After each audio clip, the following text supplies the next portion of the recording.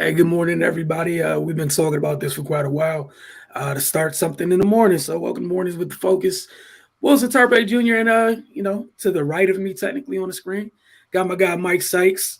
Been known Mike for forever. So, Mike, thank you for finding some time, your busy schedule, to spend some time with us here this morning. Mike, you Listen, tell everybody if they don't know what you're up to, where to find your work, etc. yeah, Then y'all we can can start. follow me on Twitter at Mike D Sykes, and pretty much on everything at Mike D Sykes. And I tweet about everything from sneakers to basketball to uh, Will Smith and Chris Rock Oscar takes. Hmm. I heard that was popular. Something happened last night, you say. Something happened. Oh, Something happened. You know, I don't have Twitter. I was unaware. So we won't get into it. my goodness, man. People couldn't wait. But all right, so what's pretty much going to be to have this every morning. Take a quick look on things that have happened in the world of sports the night before, and again, this is to have a conversation with you all. So y'all tune in. I know on Wizards Outlook, other things. Y'all usually have the most to say in the comment section. This is an opportunity. It's an open forum, so fill up the comment section. When you guys in here, days that you guys want to get on here and talk, long as nobody wants to be the person that messes that up for everybody else, we'll have you on. We'll share the link, let you come on and talk a little bit. But all right, Mike, NFL has been on drugs this whole offseason. From a transaction standpoint, let me be perfectly clear at this. Can't just say random things about the NFL right now because anything can be true. All right, so Tyreek Hill, really big trade. You know, Devontae Adams gets moved from the Packers. He wanted his bread. He decided to go back home. Well, not go back home, but go back to his college quarterback, play with Derek Carr, leave Aaron Rodgers in that whole debacle that's will he or won't he every season while they refuse or well, not refuse, but while they don't win in the postseason every year. It's like a script. Great regular season, get to the postseason, lose to a team in the NFC West, go home. It's kind of what it is for Green Bay. Has been for the past few years. So Devontae Adams gets moved, he gets paid, and then Tyreek Hill's kind of like, man, people out here. Devontae Adams just got paid. Somebody just gave Christian Kirk money. Right. Um, Mahomes is making his bread, rightly so. I feel like I should make some more money.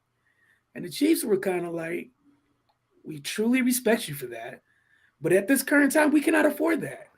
And he was allowed to, his representation was allowed to seek a trade, and the trade was, which is still boggles my mind. The Kansas City Chiefs traded six-time Pro Bowl wide receiver Tyreek Hill to the Miami Dolphins for 5 draft picks, 2022 first, 29th overall, a second round pick in 2022, 50th overall. So that's two top 50 picks in this draft. Fourth round pick, plus the fourth and the sixth round picks in the 2023 draft. A lot of Yeah, picks. That said, your I thoughts on the whole. I'm just.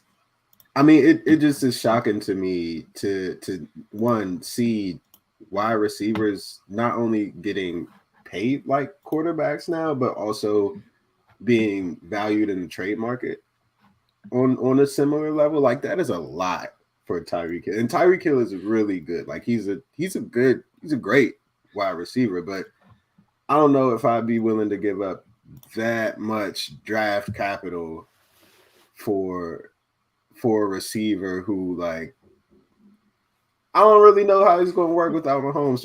Like I think he'll be great. I think he'll still be good. Let me say that. I think he'll still be really good. But like Patrick Mahomes and Tyreek Hill were a perfect combination in that. Like Pat had an arm that would throw a perfect deep ball. I don't know if you're getting that from Tua. In fact, let me not lie. You're not getting that from Tua. So I don't know. It's just again strange to see the market shifting for receivers in that way. But I'm not gonna hate on it. Go get your money, champ. Yeah, for him, I'm not mad at him. I know a lot of people are like, how could you leave? Because he wanted to get his money. He's getting up there in age, and the thing is, just like with Devontae, like one, I want to win, and two, I want my money. So if you could do both, that's great, right? Like Devontae left Aaron Rodgers and was like, look, I ain't winning here, so Yeah, you know, that was kind of crazy to me. I'm not gonna lie. I don't know about you, but I don't have the highest feelings on Derek Carr. Like I think Um, he's good. I think he's solid, but am I leaving Aaron Rodgers to go play with him? I'm gonna say this. I get it from Devontae's perspective. Dude's just exhausting. Talk about Yeah, Aaron, like it's true, true, exhausting. And then the other thing is like, there's other wide receivers, and you blatantly ignore them just to throw to me. If you're gonna go get your bread, you're not gonna make sure I'm good. true. Yeah, Like you're not gonna make sure I'm good. I got to deal with this nonsense every off season. Nah, man. Like I need to be taken care of. Personally, you need to make sure I am taken care of for right. your well being because you don't even know the other receivers' names. You, the quarterback. But yeah, for Tyreek, I think Miami's a good place for it. Mike McDaniels is gonna in that offense. You know, they're gonna have fun. You know, you get Tyreek and Waddle. It's gonna be nuts. And I know what you were saying about two in the deep ball. And all I would say is I don't think we've got a chance to see what Tua could be on this level because the Miami Dolphins are the Miami Dolphins. Um, it was a downgrade in prior to Tyreek getting Tyreek Hill. It's been a downgrade in personnel since ever since he left Tuscaloosa. He had a better NFL line at Alabama. He had better NFL weapons at Alabama. Then he got drafted to the Dolphins. You That's know, true. and even with the deep ball, That's true. obviously he does not have Pat's arm. Nobody does. What he did, what he was able to do in college was he understood the limitations of his arm, and he uncorked deep ball after deep ball early. Um, a la Mac did at Alabama. But this is the other thing in that offense. There's so much RPO, so many open Hmm. digs. You know, like Tyreek was talking about. I can't wait to get used how Debo gets used, and that's the fun part about that. There's some Yeah, like we don't even know if Kansas City got everything they could out of Tyreek yeah, because they had other mouths to feed. But for the Kansas City side, I know people don't want to hear this and people might think it's crazy or whatever. Life will go on. You still have Travis Kelsey. Though you got Juju, some other names. They just paid Valdez Scantling. I know a lot of people laughed at that. And all I would say to that was you were one of the many people in Green Bay who weren't allowed to get targets on a regular basis because Aaron didn't care. So we don't know what Valdez Scantling brings to the table. What I do know is what he's 6'2", 6'3", runs a 4.3. right. It's not a bad, all right? Like you could do worse, right? He could Then do you got much two worse. top 50 picks. You get to go to this wide receiver class where everybody apparently was running a 4.2 on combine day. They readjusted the times, but they got a chance to do something like you could draft Jameson Williams out of Alabama before he tore his knee up. You know, you could get Christian Watson, North Dakota State, Tyquan Thornton if you want to. The dude who literally plays at a 4.2 from Baylor. Like this, you're not going to get Tyreek Hill, but you can surround Patrick Mahomes with a whole bunch of fast people.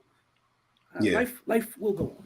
I think, and I think the thing about the Chiefs, like with Andy Reid as a coach, as an Eagles fan, like I know very well that like you can literally plug and play guys, and they'll be productive. Like they'll find ways to be productive just because one, the quarterback is so good, and two, Andy's system is so good at just getting people open and putting people in the best positions to succeed. So like it might not even be you know, as much wide receiver dependent as it's been before. Like maybe, you know, this means more touches for Travis Kelsey, or maybe this is the time where we see Clyde Edwards-Helaire sort of shine a little bit more than we've seen in the past. Like I just feel like there's absolutely no way that like I saw people talking about how the Chiefs may never go to another Super Bowl because they traded Tyreek Hill, and I'm like, that's totally ridiculous. You know, like that doesn't even make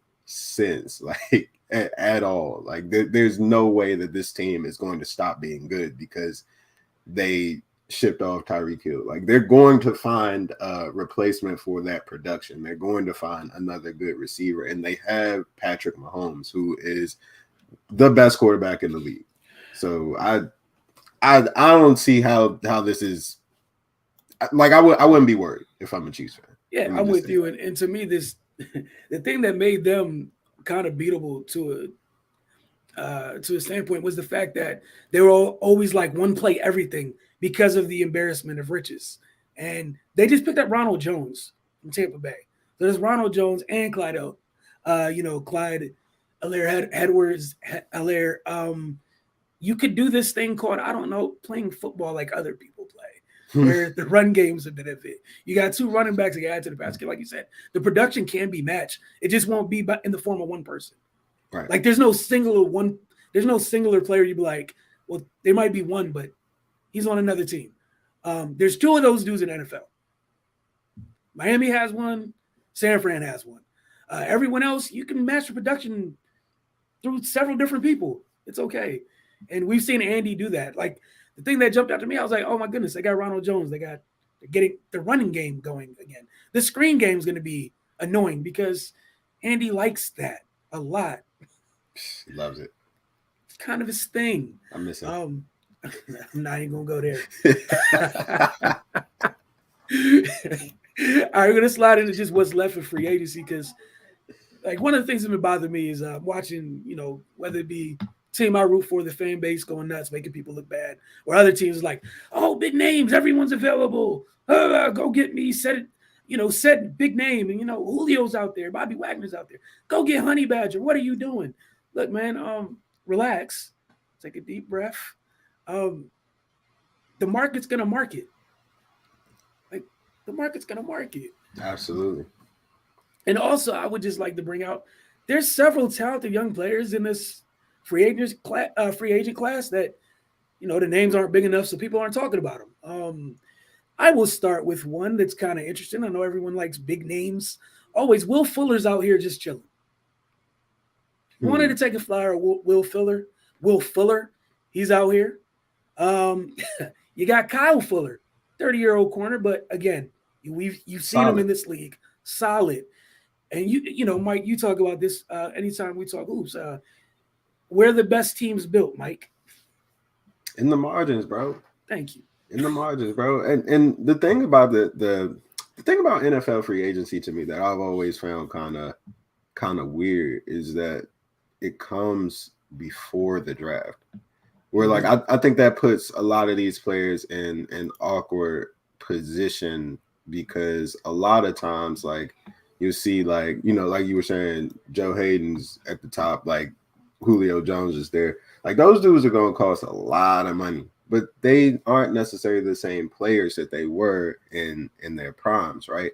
So when you see those big names out there and teams aren't really biting at them quite yet, like I feel like that's partially because they feel like they may be able to pick up somebody in the draft that will also fill that need. Maybe not at the same production level, but maybe in 2 years, 3 years when they could be paying this person, $15-20 million. Like maybe they'll just be paying a kid a cheaper amount to match that production that you would get from, say, a Julio Jones a little bit down the line, right? So I think it's kind of I'm not surprised to see a lot of these names still out there, like T.Y. Hilton, Ndamukong Suh, like Gronk. I guess Gronk is going back to Tampa Bay. Yeah, I just automatically assume. Yeah, I'm just going to assume that he's going back to Tampa Bay. But like, I'm just not surprised to see those names because it's like there are cheaper options out there. And the thing about NFL teams is they cheap. They always going to be cheap. Big cheap. And the cap's going up, so there's even more reason to be. You got two things going on. The cap's going up. Wide receivers decided, apparently, I guess they had a meeting that we want what we're worth. Since it's a passing league, they're throwing to somebody, right? Give us our bread collectively. I didn't know they had a meeting, and yeah, here we are. And like you said, the big part about free agency being before the draft has a huge effect, at least for smart teams. I can't speak for bad teams. Bad teams see big name, here's bread. Do the stuff you did 5 years ago, not the stuff you didn't do last year. All right, Sammy Watkins is out here. David Johnson, remember him from Arizona? Yes, man. Yeah, free agency. My guy won me many a NFL fantasy league. Like, oof. And if you're a team just looking for depth, experience, just chilling, the bad thing is he's at that magic of age of you're kind of dead in running back years once you hit 30, unofficially. You got Kevin King from Green Bay. Again, just solid. Here's Solid. one for no reason. Tack McKinley's just been in the NFL, being passed around, has not found a home. That's Um, really crazy to me though. Like that is one of the names that I'm just like, I don't know why you never stick. Like it always feels like you making some sort of play. Like you ain't like special, but like you making plays. Like I mean, that's the thing, and some of it's just especially in sports, it's just where you end up. He might have just not ended up in the right place where he's fully unlocked. And but again, he's 26. You want to talk about taking a flyer on the edge guy? Yeah, things I would do before I go find someone older and be like, take my money. AJ Boye's in here. Um, Solomon Thomas is 26. Uh, Trey Turner, like man, man, there's things that you need. This one just blows my mind still. Rashawn Evans is a 26-year-old linebacker. that is crazy. In a league where everyone needs linebackers. Oh, here's two: Terrell Edmonds and Jabril Peppers. In a league where everybody needs safeties, these two right here. And I'm waiting to see where they go because I just feel like I feel like smart teams have their eyes on them. Or just waiting to see how long this goes so they don't have to pay them what they're worth. Right. Because, like you said, NFL's about being cheap. Because if you're smart, if you can get those two dudes on like a 3-year deal, cost controlled, while you both know what their potential could be, I don't have to pay you what you're worth until year 3 or 4. And that buys me at least a year to find somebody to replace you. Right. Again, just how it works, unfortunately. Yeah, man, it makes no sense. Man. It's the money game. At the end PJ of the day, Williams, just solid pieces. Man, Vernon Hargreaves out here at 26. He's not figured it out. Will Hernandez, a guard, like, look, man, I don't get it again. I've been just scrolling through free agency, have conversations with my cousin. Like, good teams are, like, you guys are familiar with this name. Just here, existing. Odell chilling. Existing. But you do got the rehab that you got to deal with too. Okay, cool. Like, that injury isn't what it used to be. Cool. Yeah, no, take for him, sure. Draft one, and when he comes back, hey, are you ready to go? Cool. And if the kid's good, then hey, don't worry about it. Quan Alexander's 27 years old. That's crazy. That's crazy. Yo, let me get the Eagles on the phone. Just want to throw these things out here because, again, I see people keep talking about this. D.D. Westbrook's out here. 28, like, oh, man. Kwaski's 30. I think he's here just because of injuries, but Fabian Moreau's a name Washington fans know out here. Like, it's just interesting. That's all I got, man. Nothing else. Like, Anthony Barr's a free agent.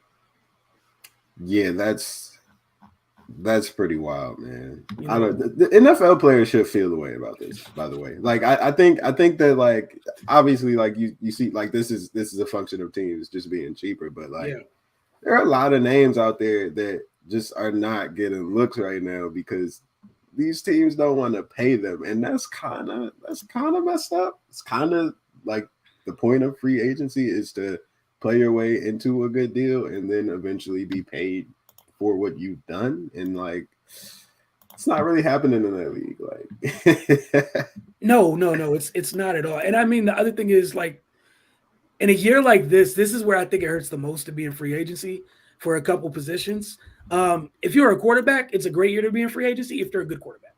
If you're a bad quarterback, life is life, man. I mean, Kirk Cousins just got guaranteed NBA money, so I don't know. His agent. Bad quarterbacks looking pretty good right now. Not all of them don't have Kirk's agent. I'll say that. Kirk's agent is undefeated. That man's a genius. That is robbing the Vikings. I don't know how you feel. He's robbing. He's literally epitome of just that middle tier quarterback and an average or above average starter. And he gets paid like the guys up there. Like literally. Like you said, my man's been getting NBA money for like 4 years. It's crazy. Vikings haven't won anything. It's crazy. Anything. Like close to anything. I'm sorry, Vikings fans. And then just a reminder again, with this class coming in, I know people are tripping about the quarterbacks and teams that need quarterbacks. I feel bad for you. Some of your teams are going to do things for people they have no business doing things for. Just let it go. But as far as we just went through free agency, this is a draft that's deep at other positions. Mm-hmm. There's no reason to take one of these older gentlemen right now, go in this draft, watch bad teams do bad things, and somebody slides to you has no business sliding there, and you're like, I don't need that old person anymore. Or I can circle back and go get said old person, come accelerate the growth of the young person I just drafted last week. And as soon as you get tired or old, I'll cut you and thank you for your service. You helped player A out my draft class get better through training camp. You're a hell of a guy. Signed us. All right, over to NBA real quick. Gotta love the NFL. Um, their Players Association, they got to figure that out. They really have to figure that out because that is a problem. Bro, having free agency before the draft literally negates the point of free agency. It literally negates the point, dude. Like they got some issues over there. I don't think they're getting solved either, but they should at least attempt. And then the cap's going up, so you're incentivizing teams that had bad deals with players and no, we're not going to renegotiate. Just buy. Void years is a new thing. That's what the pandemic brought was, oh, yeah, you guys can use void years. So I can screw the players over even more? Cool. Yes, you can. For more money. Void years. Oh, yeah, so-and-so got 130 mil. It's really 2 years, 14, but it's $130 million. No. We'll never touch them incentives. You will cut them the minute. They're on the verge of it. Man. All right, on to the NBA standings because it's been fun. Looking at the East, Boston has been on one since the middle of the year. And how you feel about the Saints in the East, period?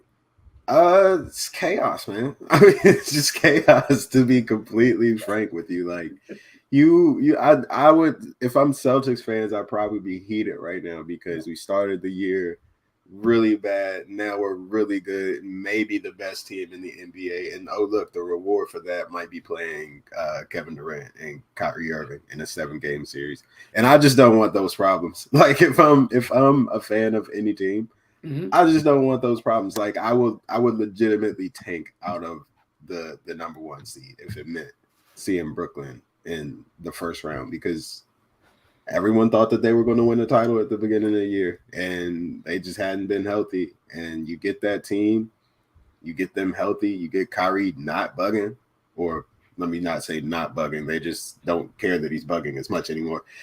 Maybe you get Ben Simmons healthy again, and then you got that big 3 to worry about. No, I just don't want those problems. If I'm Boston, Miami, Milwaukee, Philly, I just don't want those problems. I'm with you wholeheartedly. Even leaving Ben out of it, a 7-game series with those 2 assassins, they were made for those things. So it's like the regular season is what it is, but again, in a series, everything gets ratcheted up a little bit. We all remember what one of them did by themselves virtually last year. Still, like they're made for the postseason. And like you said, if you're teams who, man, you got through the regular season, you've been doing great. That's the last thing you want to see is 2 dudes who in your building, they're not like, oh my gosh. They're kind of like, oh man, how can we get them to be quiet? Yeah. Yeah.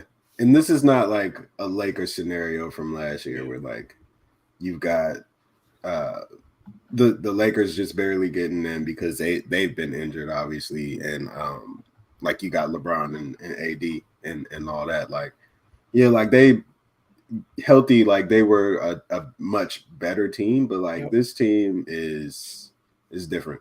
It's different. Like Kevin Durant does not miss shots. Like, he just doesn't miss shots anymore. And Kyrie he's been healthy pretty much all year. Like he's literally had mad rest days all year. Yeah. Like I would not want to see that team. So one of them's coming into the postseason with fresh legs. Yeah, just keep it what it is. Be perfect. Fresh legs. Yeah, the freshest. Not even legs. Rehabbing an injury. Just fresh legs there. Decisions, huh? How about that? And the rest of it, I mean, I like some of these young teams that are in there because I think they could just mess stuff up. They got a chance to mess stuff up or make things difficult for teams that may not be properly equipped to deal with what the young teams bring. Um, so I mean, it should be fun. We'll talk about the playing scenarios in just a little bit. Let's get over to the Western Conference because oh my goodness, you want to talk about chaos? This is the Suns have been had they've been on one since Giannis got them. Giannis finished them off in the finals. Since that 50-point, please get out of here. Thanks for playing. Go home. Hey, y'all are needed in the Olympics performance. Yeah, they've been on one. What have you thought about them? And then look who's number two. Yeah, on the Suns, like they to me feel like you remember the Spurs in I think it was 14 after they lost to the Heat, Yeah, off yeah. the Ray Allen shot, basically like it didn't end the series, but it ended the series, and it was like a heartbreaking thing. And then they come back the next year. Kawhi's a little bit better. He's a little bit more of an offensive threat, but you still got Timmy, Tony, and Manu still doing their thing, way past their primes, but like just a well-oiled machine that has a bunch of players that know the system, know what they're doing, and like are just really working to get back to that place that they were at the year before. Like that's what the Suns kind of feel like to me. Like they had this heartbreaking defeat because Giannis literally gave us one of the best NBA Finals performances that we've ever seen last year. And Phoenix, they were up 2-0 in that series. Like it honestly looked like it could have been a sweep. And then boom, like out of nowhere, Giannis decides that, yo, I'm just going to be the best player in the world right now. And we're going to win this championship. I feel like Phoenix is that Spurs team now. Like they just got all these guys who just work really well together. Like Chris Paul is definitely not the Chris Paul that we've come to know him to be. He's still one of the best passers in the NBA. He's still the best floor general in the NBA and a really good defender still. But like he ain't the superpower Chris Paul that we've all known for our entire lives. But then you got Devin Booker, who has just been on one all year, just on a mission. Mikal Bridges, who has improved as a ball handler in some spaces and can score in that mid range area. Cam Johnson, who has also improved as a ball handler and literally is the epitome of a 3-level scorer for them right now. Like Jay Crowder is still a really good defender. You got Bismack Biyombo playing good minutes on the team. DeAndre Ayton has been a force in the paint on both ends all year long. Just not getting the prettiest numbers, not doing the sexy glamour things that you see like a Joel Embiid or Nikola Jokic do, but still, getting it done for them. And I just like I don't see anybody beating this team right now. Like I would just have to see it. I would just have to see it. Like I just don't see any way that anybody is stopping them right now. Everybody knows their role. Everybody plays it perfectly, and I just think they're the champions, man. Like, What I'm not gonna do is offer some great rebuttal because, and the other thing I think we were talking last night, offline or whatever. I think it was Gaines that brought up like their current situation with the roster because everyone's been improving. Decisions are gonna have to be made. Like it behooves them to get this done because that could help you try to retain some of your players possibly because maybe they want to come back and try to do it again. But if you don't, their team could look drastically different next year. And what I like about the West is just the matchups are going to be so important in every round. Yep. Because every team, the styles make fights cliche. It matters so much out West. Because some teams against others, they're great. Against somebody else, please, no, not them. I don't want to see them again. Like, perfect example. Memphis loves to see the Warriors. The Warriors don't like seeing Memphis. Right.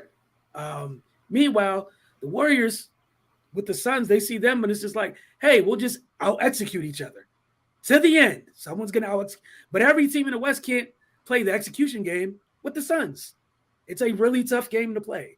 Then you got teams like Utah and Denver they're around, and then you look a little low. Here come Minnesota with enough destructive things to make a mess. And then you can't count out the freaking Clippers are still alive somehow. Because the Lakers are not. I'm trying to be an adult and leave that other LA team alone. Doing my best, God, you see me. And because of them, like again, if just getting into the postseason, like Ty Lue's Ty Lue, they're gonna have a chance. I'm not talking about to come out the West, but just have a chance to advance, right? Out of the play-in possibly. But all right, look, we're gonna get into the play-in scenario. So just a reminder of how everything works for folks. Getting to play-in, you got the 7th through 10th seeds, and then everybody rumbles to see who ends up taking on one of the top teams in your respective conferences. And you got the seventh, eighth matchup, then the 9, 10 seeds. Yeah. The winner of the 7-8 is the 7th seed. The winner of the 9-10 plays the loser of the 7-8 matchup. Fun times. And to make it a little bit easier for everybody, shout out to NBA.com. This makes it clearer for you. So if it was to start today, you got the Pelicans taking on the Lakers, the 9-10 matchup. The Clippers taking on the Wolves in the 7-8 matchup. And out east, you got Charlotte and Cleveland in the 7-8 matchup, which could be fun for sure. And then I know the Hawks just got to hate this, but the Hawks would have Brooklyn in the 9-10 matchup. From the Eastern Conference Finals to the play-in, man, that is rough. Yeah. That is rough. Yeah. I really can't believe that Cleveland is in like that. That kind of that hurts because they've been really good all year. In the East, it's just like the Bulls were the number 1 seed, in early March. We're about to be in April, and they're the 5. Like the East is just nuts right now. The East is wild because in the top 10 in the East, in that top 10, I swear like 5 teams have experienced being the number 1 seed in the being first place in the East at some point during this year, which is nuts. Your ninth seed at this moment spent weeks at number 1 in the East for a time. And you talked about Cleveland, like they were 4, and they've had some injuries or whatever. Losing Jared Allen for a little bit, it kind of is a big deal for them. How they make their life is we got 3 7-footers, you don't. And yeah. Right.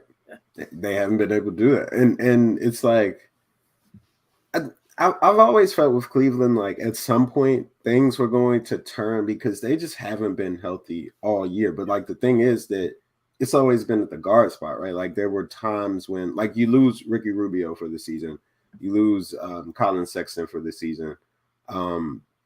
Darius Garland has had like various injuries throughout the year, and like a few weeks ago he was just out for a long time.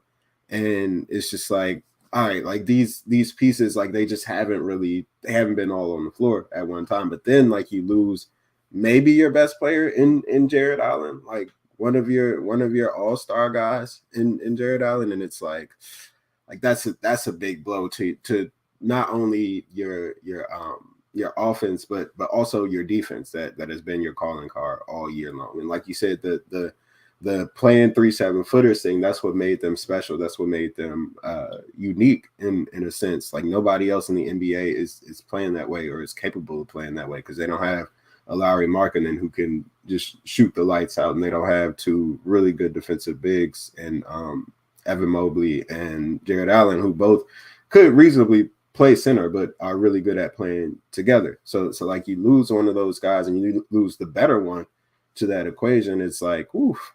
Like that's tough. So they've definitely been on shaky ground lately.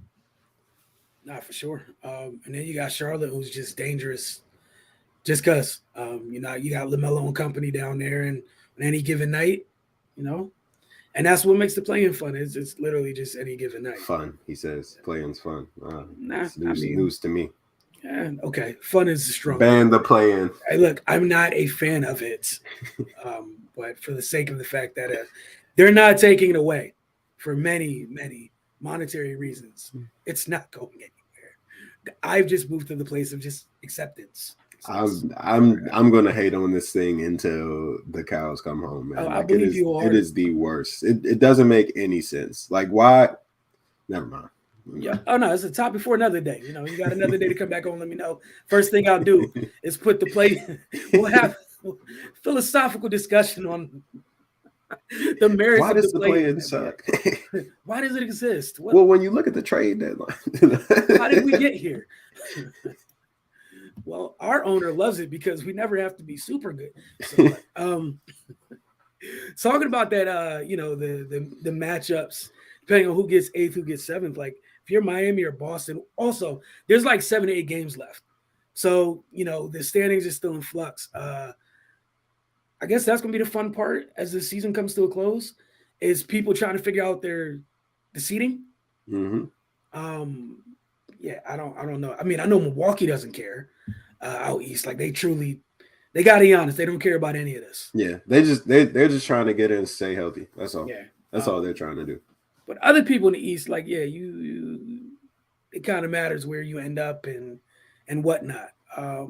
Also for Brooklyn, not gonna lie, like if you can avoid, since Toronto's the sixth seed, if that holds, you don't have to worry about who not being able to play Right. away games.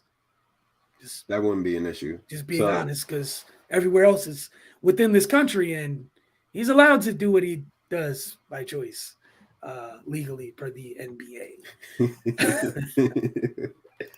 Just a reminder, in the future, I don't see anybody here today. So in the comment section, we will have time for call-ins and whatnot. Let you guys come on and talk. I want to thank Mike for spending some time with me this morning on our first installment of Mornings with the Focus.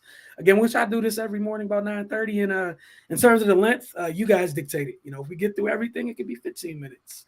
It could be 12. If it's a day when everybody wants to talk, I'll give y'all up to an hour. Then I gotta, y'all got up to an hour.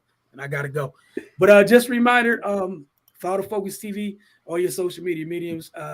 Wednesday mornings, between 9 and 9:30 a.m. Every installment of the Focus TV drops. If you got a Roku television or device, all you got to do is go in the search bar, type in the Focus TV, and hit search. It's really that simple. Add the channel. Friday nights, DC TV, 10 p.m. Also very simple. If you're outside the DC area, go to dctv.org, and you can watch the show there on their website and see when the show re-airs. Also, reminder, if you're a Wizards fan, I am also sorry for that. And thank you for getting us through Wizards Outlook, because we've been enjoying your comments all throughout the year. Mystics Outlook is going to begin soon. Just a reminder, after each and every Wizards or Mystics game, give us 10 to 15 minutes. And we'll start Wizards Outlook where, we get through the game, recap the action, and talk to you all. And again, it's another avenue for you guys to share your thoughts. Again, appreciate y'all this morning. See you tomorrow morning.